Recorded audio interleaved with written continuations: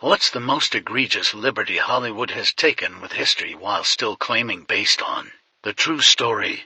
In Braveheart, the famous Battle of Stirling Bridge scene is fought on a grass field with no bridge or water in sight.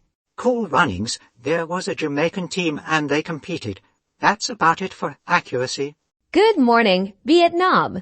When asked how accurate the film was, the real Adrian Cronauer would say, "I was a DJ in Vietnam. That's about it."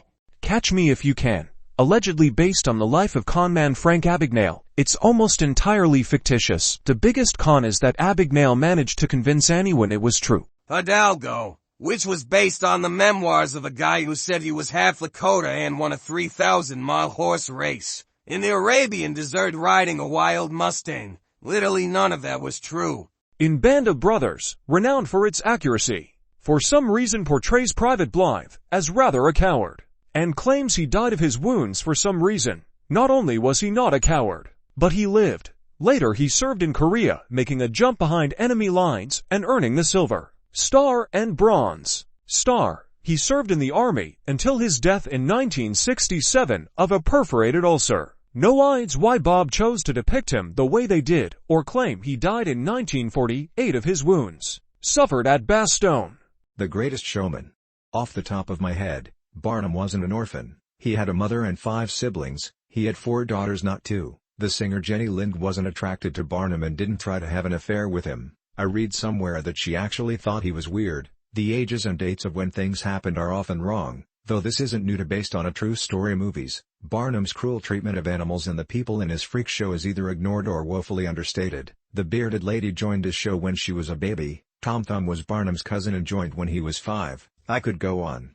It makes me wonder why they didn't just make a movie about a fictional ringmaster rather than contort the story the way they did. That said, the soundtrack fucking slaps. I'm going to throw out U-571, which completely bastardizes the story of breaking the German Enigma machines to the point it's complete fiction. There's nothing remotely historical about the film, from the characters to the events of the plot. Even other films with bad historical accuracy I can think of Braveheart, The Patriot. Even 300 at least had some things here and there they could claim to be historical, be it a general course of events, a few historical characters, or just lines lifted from Herodotus. 300 at least fits well as the way the ancient Spartans liked to remember the 300, U-571. There's not one historical thing about it aside from WWI happened. Bohemian Rhapsody. Just the entire movie. The last Cleopatra movie was awful. And Napoleon with the shooting at the pyramids thing literally didn't happen. American Gangster. I can't remember who said it, but it's described as 99% Hollywood and 1% history. Madonna taking over Pablo Escobar's drug cartel after Weir Al murders the Kingpin. Cocaine Bear.